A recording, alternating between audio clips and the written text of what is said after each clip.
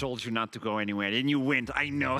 No, we're back on the analyst desk. It's going to be X7 versus Dusty, the Kings versus the Machine. Machines, yes, Yeah, I mean, he flexed on us. He flexed on us. Absolutely flexed on us. Flexed on the interview, and maybe flexing on the draft as well. We're straight into it. Yeah. We're not really waiting around for anything. No, I like it. Let's. Oh, I was going to talk about this. They got the wreck side. That is so sad. Because Dusty are a team that we've probably talked about less on this broadcast so far, I think it's fair to say. Particularly because, they were in this awkward middle ground where they're not, like, overperforming. They're not necessarily underperforming after a couple of wins, too. Then they have that game yesterday. Say, oh my gosh. Vikings pretty good at League of Legends, isn't he? Dusty are actually pretty okay, aren't they? Yeah. Now, they are against X7.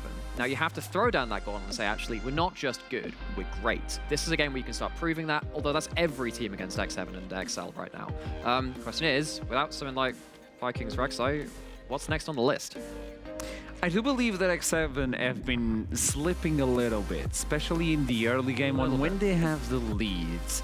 Like, they get a little bit too comfortable. It's an amazing team, like, I'll give you that. I bet my hair that they're going to do stuff on your masters. I'm going to paint it, but okay.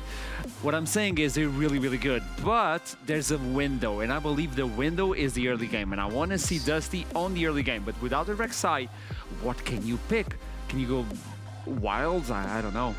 Well, this is the problem, right? Because every time there is like an early game champion, you can probably counter that somewhere else on the map. It kind of it unfolds probably around like your first 3 champions when you see all of that. Like in the last game, we saw like the Draven, the Thresh, and then we saw the Xin Zhao as well. And you're like, okay, that's a really strong bot lane jungle 3v3. You're probably losing that. And lo and behold, it was actually a very difficult part of the game to deal with.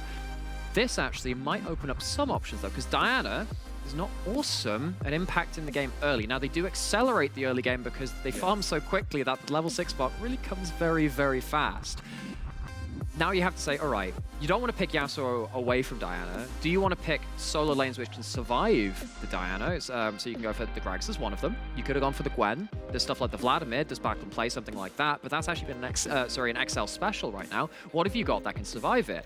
If you pick in the Hecarim, which is something which, of course, we've seen so much from Kana, you're looking to scale up alongside and farm up alongside and say, look, Diana's not going to impact the map before 6. Hecarim won't either, but that's okay. That means we're not butting heads. We're going to gain something, but both going to gain something at level 6.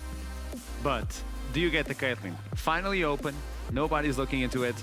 I know Thresh has been banned. She has the safety over her own. Like, she can net, she can trap, she can do a lot of things. But do you want to risk picking the Caitlyn versus Tempt and Haru? Obviously, this is going to be a Yasuo. I believe so. It should be a Yasuo. The thing about the Diana is that Diana actually works outside of the Yasuo too. You can pick it with other stuff. I think the difficulty of picking something like Caitlyn into, well, on the side of X7 is that you've got the Hecarim and the Gragas to be kind of like dive buddies and get right onto your backline. What I think it could be okay for Dusty though is because you're not dealing with early game pressure, ganking bot lane. We see the Gwen locked in, but if you're Dusty, I don't know if you're particularly emboldened to play the Caitlyn right now because, sorry, if you are, so the other way around is that, because you're not playing against Lee Sin, you're not playing against Xin Zhao, the Caitlyn is not going to be quite as worried about early game level 2 ganks and stuff, which has typically been the answer to Caitlyn when it has been drafted. But if you pick the Caitlyn and you have Yasuo, Gwen, Diana, this is a rough one. If you pick the Caitlyn and you're fighting versus the Gwen, in the middle of the team fight, you will see a spam of Gwen is immune, Gwen is immune, Gwen is immune. And that's not what you want with the Caitlyn. You want to use and abuse their range. Okay, so talking about that range and abusing and stuff like that, one of the ways that you can do is kind of jump in and jump back, right? So you see the LeBlanc come forward. Nice. Now, we saw in the last game, what you can do with a LeBlanc in a late game scenario when you do have a bit more free reign to walk in and not have huge amounts of CC to worry about. Now, Diana's ult combo is very quick to fire. You need to be quick on your fingers, need to be quick on the restore getting back to its return pad, but you do at least have a bit of a shooting gallery right now, unless you want to commit that Diana ult, to start poking up someone like the Diana or the Gwen before the fight starts in earnest. So I would like to see what Nata is going to pick alongside with Kassim, because you have a tremendous amount of damage already on the top side, jungle and mid lane, so you don't need to go full out, even though Nata is one to take a lot of gold and a lot of damage for the team. So I'd like to see what he's going to pair up with Kassim. I don't know if Yumi is going to pop out. I know Kassim wants to be a cat in the future, but for now he already was a cat. Caitlyn has been banned by Dusty themselves, so that they have a plan. I believe so. So Also, we have the Caitlyn up. Jinx has already gone as well. But then the last kind of lanes you have are stuff like Ezreal Yuumi, Ezreal Karma, Jhin Leona is a very big one there as well. Ziggs can also come into the picture. I wonder if Dusty would rather pick out something like the hard engaged champion. It's not going to be the Leona this time, it's going to be the Rakan. Now you're looking at this other side and saying, actually, you get to pick a 2v2 versus the Rakan. Maybe you go for something like the Ziggs plus the Leona to kind of aid in the Diana Yasuo dive target. But then you have a lot of AP on the side of X7 if you go with the Ziggs as well. So maybe the Jin's better in that case. Then you actually go for the Jhin Leona. It's safe in lane against most things. You can set up from a longer range. You've got a bit more range to play with as a team at that point. And if you are running forward, maybe play around that. Instead, it's actually going to be the Ezreal, much more about safety, escaping the dive. And you can see the logic in that too, because you're against the Hecarim. I like the idea because now You talked about this. he was listening to me talked about this. kissing. You naughty boy. If he picks it, I don't think he's going to pick it because I think they're going to try and get a support that is able to roam and assist on the Diana and to get tempo heads. I was thinking about it. I mean, Janna is also good at roaming, but obviously the changes on the Leona. There we go. So lock in, as we were talking. it's like- you can roam as well. So I could half pick around. It's like, oh, it's gonna be Ziggs Leona or Jhin Leona. It's not any of the things which I mentioned, but the Leona's still there. So that's okay. The Leon is Got still that. there, okay? You're not trouble, but you know. Oh! That's good. That's nice. That's a good Zaya. response. So I would expect this now to be the poke sire. I would expect this to be the area on top of it, because if you dive into those lethality feathers, like, you've dove in too far. It's a little too greedy at that point. If you don't catch the Zaya in your engage, those feathers just rip you a new one. And the way you have the ultimate set up, like if Diana goes in with Yasuo, you got a free card. At least you got, okay, I lost the flash, but I can still go to the air, throw some feathers and get that lethality going in. So how do you feel about this setup from both teams? Yeah, so I think actually X7 are also not going to get too much pressure from the bot side of the map too against the Zaya Rakan, because you can do like W starts and be really aggressive at level 1 if you really want to do that. I'm actually interested at that point to see if we are going to see like a bot lane takeover of the Lovers duo when they do start that W, or just start poking out very, very early on. And then X7 maybe struggle to get a foothold on the map in the early game, and that's the place where we're looking for them to be attacked. Will X7 finally lose a game and Dusty be able to take the throne away from them? Or is X7 immortal? I don't know, but it's up to Initialize and Trouble to tell us. We've been looking Do I tell them? into the future, and I Do I believe... tell them? I think we might have to. I don't know, man. Hammer and Tempt on a Look, Diana Yasuo duo. All I'm saying is all eyes need to be on mid. They need to be Mid-jungle? the mid-jungle. I'm gonna make it even spicier. Mid-jungle, exactly. Yeah. So mid, because the jungle's going to be there as well, and Yasuo for Tempt, and that LeBlanc on the other Diana side. Haru, Yeah! He's back! Soft touch. Ducky. Destroyer of worlds, devourer of breadcrumbs. Come on, it's a duck. It's clearly a void monstrosity. Have you seen those eyes? Those eyes are pitch black. There is a monster inside there. cute. That doesn't stop him being evil. Okay, true. We've wasted a lot of money to know. Yeah, in fairness. So, here we are onto the Rift, Tempt, Backland, Yasuo, LeBlanc, the jungle pairings here as well, gonna get real spicy. That's Exhaust, interestingly, onto Zaya as well. There's no heal. Wants the Exhaust because, of course, has got an Ignite Yasuo, a Gwen, and a Diana jumping for them. Honestly, I don't see Venza ever seeing his support in the fight, Yes. so he's most likely going to be left alone with Jaeger on his butt. So I really don't mind the exhaust really here, don't because you're either. going to have to deal with either the Diana, the Yasuo, or the Gwen diving on the backline. Now, the question is, where do the junglers choose to start from? Because I don't see them playing from top for topside. You see that Jaeger here has taken the more passive approach, no ignite onto that Gwen. He's more about the mobility, having the ghost later on to be able to chase towards Venza's Zaya or Backland's LeBlanc. I think it's going to be a story about supports roaming together with the junglers and playing around that mid lane pressure. Now, of course, Yasuo, being a melee champion, is going to suffer a little bit early on versus the LeBlanc until that wind wall is up and available as well. So we're just going to wait and see where the junglers choose to start and what do they choose to do with the priority they get from their lanes. And the moment you see it, we can see Hecarim and Diana both starting their red buffs. Hecarim, though, Viking on vision. There was a ward on that red buff, so X7 do have that additional info about the Dusty route that there's going to be happening at this moment in time. Okay, So there is a ping, but it is going to be towards the Raptors. It's not going to be a gank ping.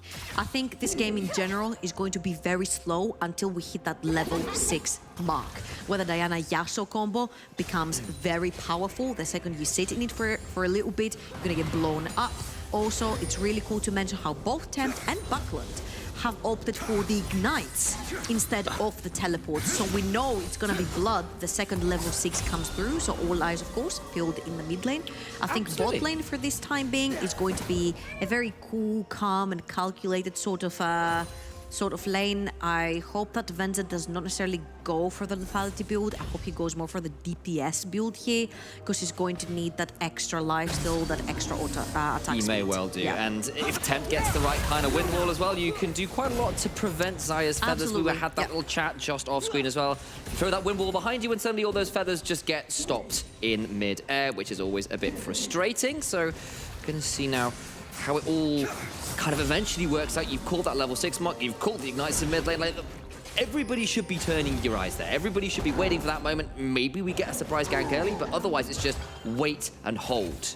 Yeah, and honestly, we have to put all our eyes on Haru as well, because every time we have a B1 that is different than the ones we expect, and obviously Diana right here is like an S++ tier jungler, so the second a jungler will pick it as B1, we need to see the value that they bring into the game. And knowing Haru, knowing the way he plays Hecarim and how aggressive he likes to be on these junglers with a lot of engage, I'm not surprised that right now he's sneaking into the jungle, he's searching, he's looking to find these picks onto Viking.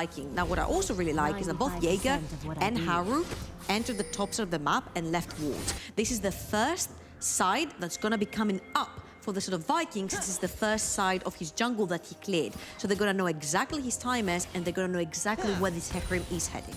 And they know that all off that initial ward they placed on the red buff. Absolutely. That is what you call a multi-stage plan. There is a ping out now from Viking. I wonder whether they know he's on vision. He's just been pinged out indeed. And Jaeger going to be well aware what's going on towards this Warhorse from the Shadow Isles. Yeah, and also Jaeger honestly doesn't really have to push here. There is a huge wave from Alif, and he has stacked it, which means that eventually it's going to push towards Jaeger.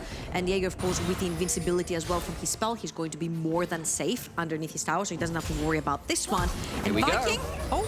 They're just going to go for a flash Zenith Blade. Nata gets exhausted. He's going to hop over it, though, and Venza's in a lot of trouble. In comes Haru. Luna Rush secures first blood. And we were wondering what the value of Diana is since Haru first picked it. Well, let me tell you what. 4 minutes into the game, doesn't need level 6, grabs that first blood right there. I can't help to wonder what that flash was from Venza, because he tried to get out of the Diana range, but jumped straight into Kasing, and then he locked him into place. It was quite rough to see. Both summoners blown up by Venza. He's only level 3. That means that the Leona is going to be that much more deadly in lane the second she gets close. There is an on-the-way ping towards those walls, kind of aware that Viking might be trying to steal those away. He'll get the first couple, probably going to be able to get out of here as well, one would imagine. Throws down the smite and does get away with a little bit of something back, but a wolf camp for that kill bot, you take that every day of the week as far as I'm concerned. I mean, honestly, I feel like it's sort of calculated as well, right? You see the opponent jungle down in the bot lane, gets a kill, you wonder, what can I steal? What can I take in my advantage? So Viking is invading the side of the map that is going to be furthest away from Haru. So props to Viking right there, trying to get something from nothing that was created down in the bot lane from all that chaos that happened for the Dusty bot lane. Backman needs to be a little aware here, because of course Tempt does now have the level 6, of course so does LeBlanc, and he's saying just over this wall looking to see whether he can get something, and Backman missing those trains. Not going to have anything more going on. I'm just getting a little bit nervous. You start to see the potential here with the ignites available.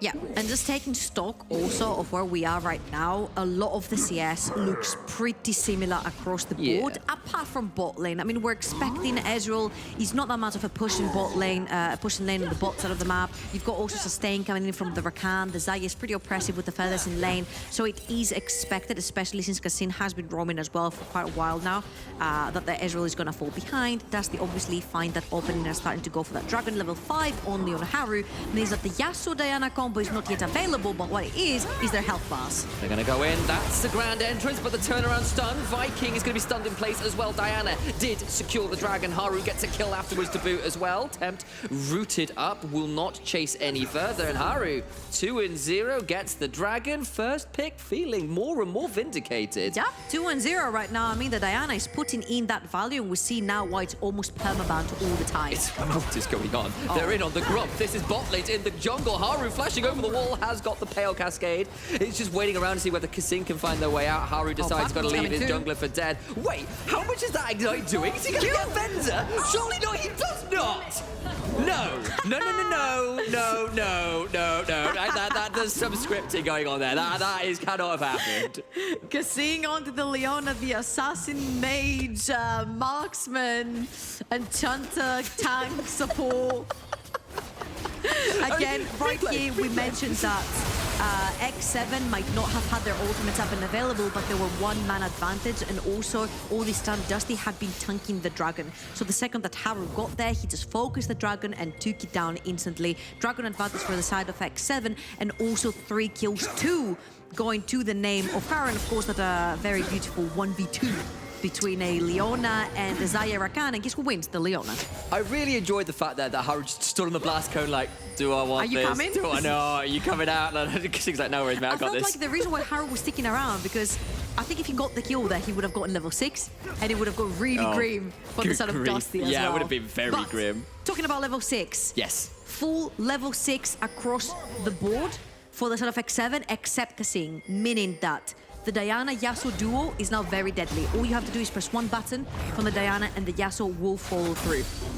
Which means now the setups in the river are becoming a little bit more difficult for the side of Dusty. Hecarim cannot just dive in. You need a little bit of backup from Buckland. We saw what Slowq was able to accomplish onto this LeBlanc. So we're looking for a same situation here, but a dive.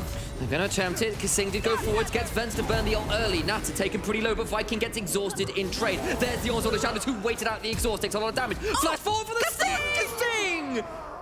That was sick. Well done. He's going to keep going. He gets the stun. Here comes Tempt to try and get more flash forward. And the Steel Tempest secures 1. He'll get a double, and X7 are just running away with it. Kasing with the 100% KP. 6 out of 6, 9 kills in.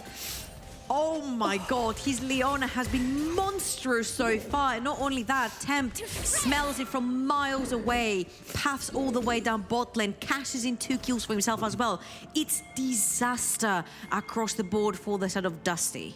It was, and you know, I thought Viking had played it super well, waiting out the exhaust, then going back onto Nata, but then Kasing just says, flash Shield of Daybreak instead. Flash you. Sure, I'll take them, man. All right. Taking stock here, it is obviously a gold lead for X7 for obvious reasons. They got the Herald earlier as well. You know who hasn't died yet? Who hasn't died yet? Aleif hasn't died He yet. hasn't died you yet. You know who's about to? Aleif might be about to die next. Yeah, there's 4 people up here. There's a Herald coming forwards. Kasing! Of course it's Kasing! Gets into the Shield of Daybreak. There's the Soul up there. There's Haru going with the ult! And he's dodged back by Kasing! Why? Listen. When you go into a composition, you need to clearly identify who your carries are. I do, I see. Who got the 1 versus 2 kill?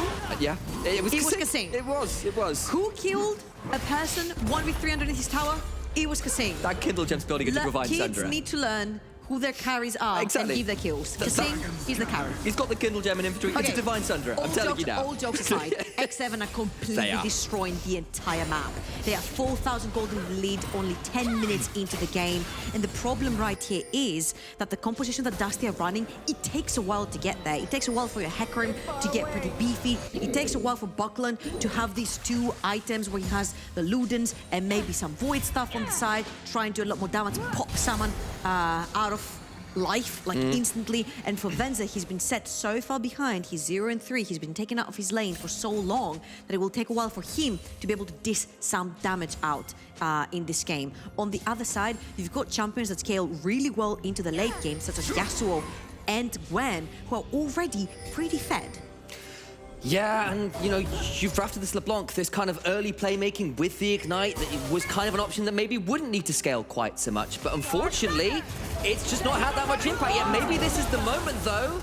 FGG, unfortunately, though, is the one that picks up that kill. It's something, but all things said and done, if it's your Rakan that picks up that kill, it's a bit of a frustration there. You kind of wanted that on someone slightly more valuable. That was a pretty good pick right there, because also Elif had made his way down bot side of the map, and they want to pick up more fights because his Dragon's up and available. There's the onslaught of Shadow. They're going to keep going. Kasing is fleeing, but he's so tanky with that Eclipse shield. Elif is down here as well. They're going to make this happen even further. Flash, body slam onto Haru. He's still tanky with the Pale Cascade. Just doesn't take damage at this point. Now Jaeger has turned up. It's going to start trying to help clear this wave out, and they managed to stave off any more of a dive to X7. Honestly, I don't think that Dusty needed to go that far, because now they're going to lose the Dragon. They had a pretty good grip, getting that one pick down the bot lane and then moving towards the Dragon. But right now, this is very dangerous territory, because it is now X7 who have backed off, came back with full HP bars, and now have sole control of that river. And they're going to get their second Dragon of the game. Again, Dusty, they find a pretty good pick, but then they overreach and they lose their advantage in the river, meaning that X7 get to control the map once again. And it's not even like Jaeger loses anything by teleporting to that tower. The wave was shoved up to bot tier 2, or top tier 2. He's there for the Dragon at that point, and he gets to clear up the wave. Like, you don't even have that as an opportunity cost.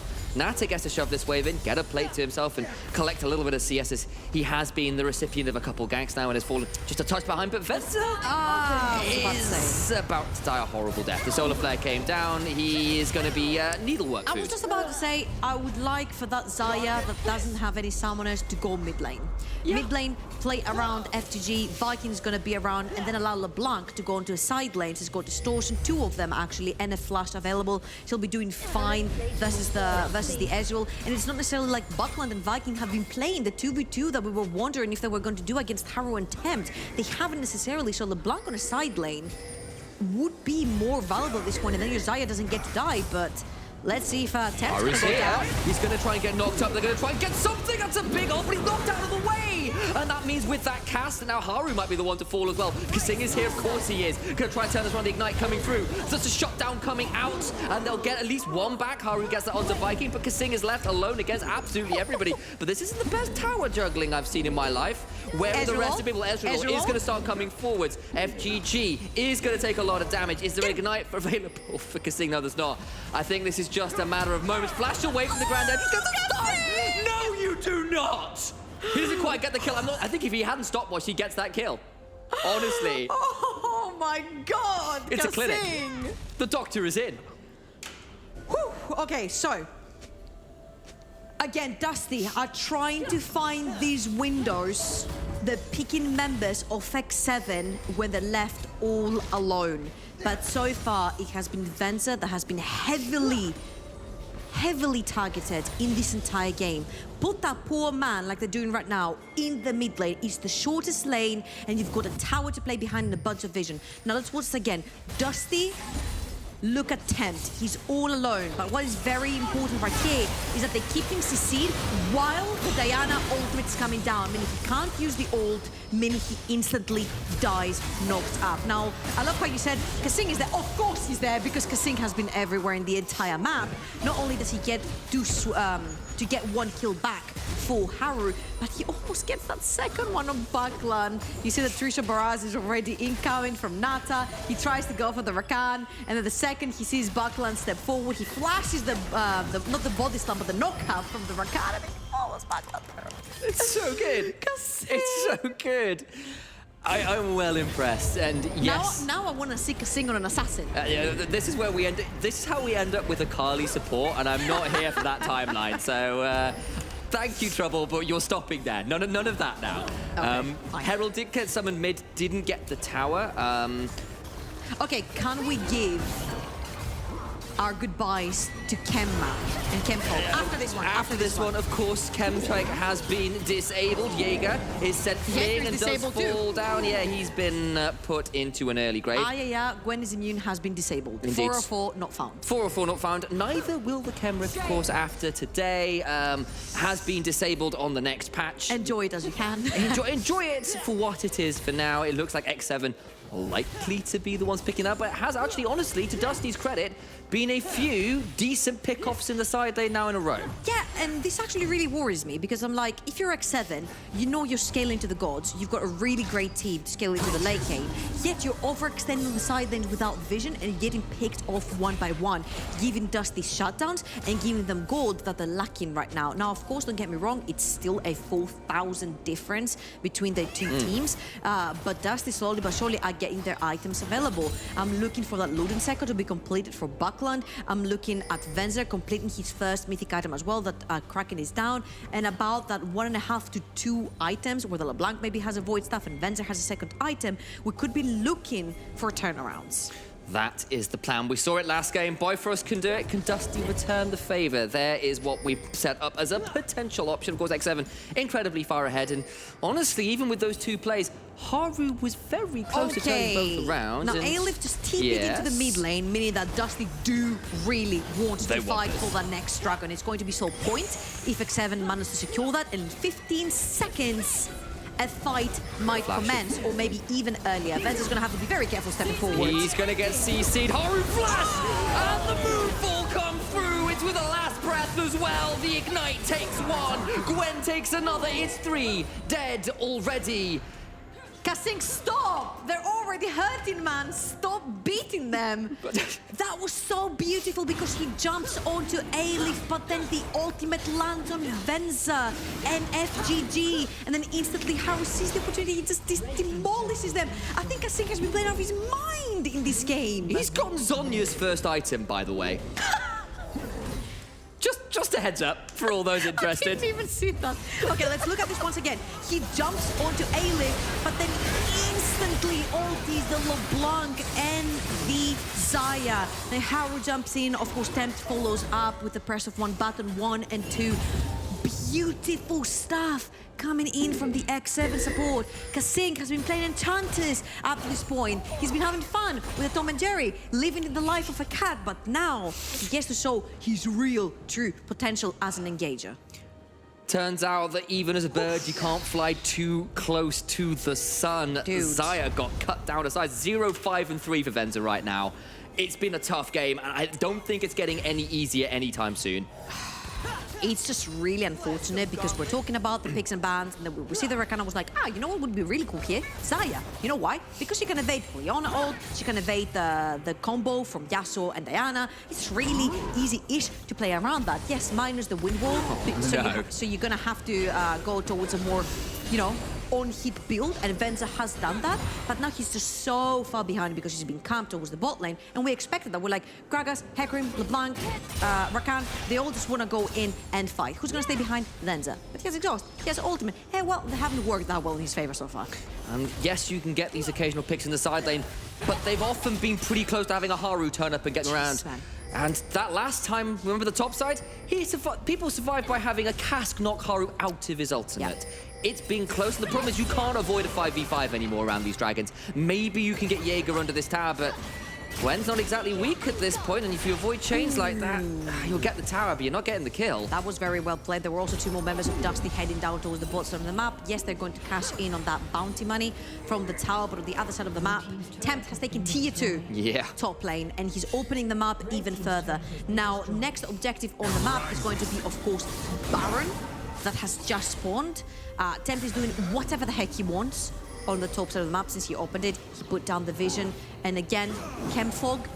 It's probably, if not maybe the last, because he might spawn next game, maybe second to last time that we see it in the NLC. For now, let's observe its beauty, because a lot of control wards have to go inside Chemfog unless you're willing to get caught off guard. And Dusty, they're going to have to play around catching someone on the side lane, or the side lane catches them. Yeah, they're going to try getting on Tempt here, but he's pretty tanky with that Immortal Shield, but I don't think he's quite tanky enough. Can't get the healing off the wave. Come on, Tempt. He was thinking he'd get the healing off the wave, couldn't quite get it. Haru was across the wall, but no flash, of course, so no real way to join there and there.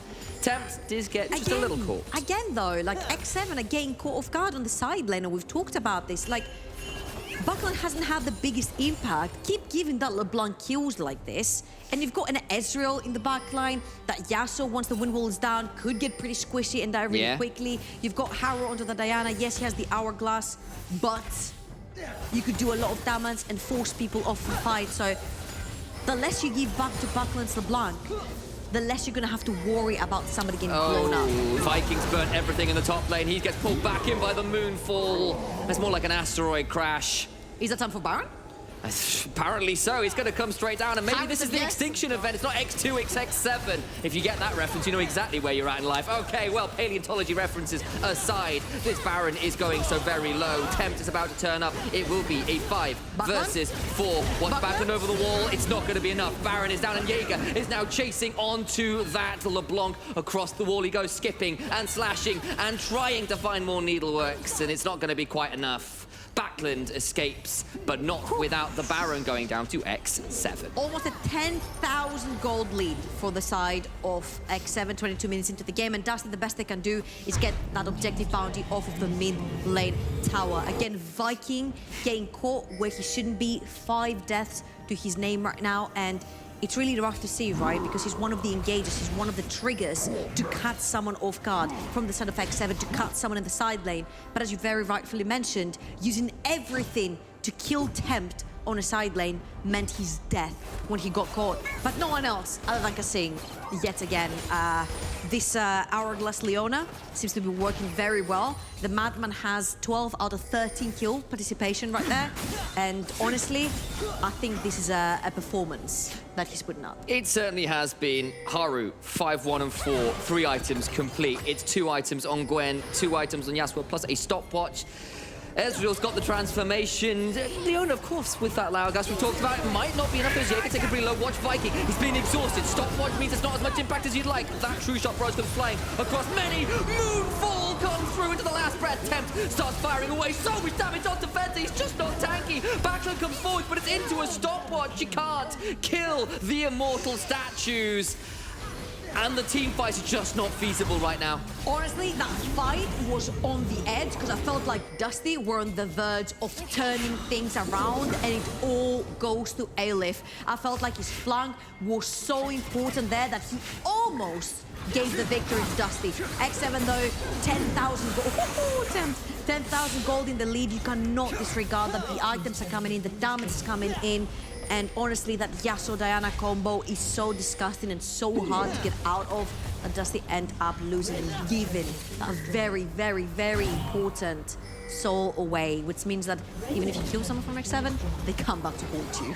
Chem is not just a Chem Rift, it's the Chem Soul. We've got it there. Zombies abound. Sion wishes he could do this for his team. So let's watch this again, because Backlund and FTG are playing on the side, and look at where Aleph is on that Gragas. He goes towards the flank, he doesn't get spotted by the Diana, and he breaks apart the fight with a very, very beautiful cast. Look at that.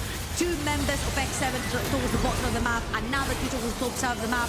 Nata doesn't really get to put any auto attacks down, and Venza had a pretty good opening of putting down damage, but it just was not enough. 10,000 gold is a really big gap to close in this fight, but you do still see the prospect of when the Gragas is there, when the fight is broken apart, when the Diana Yasuo combo doesn't get to land on the more important targets, it could be turned around.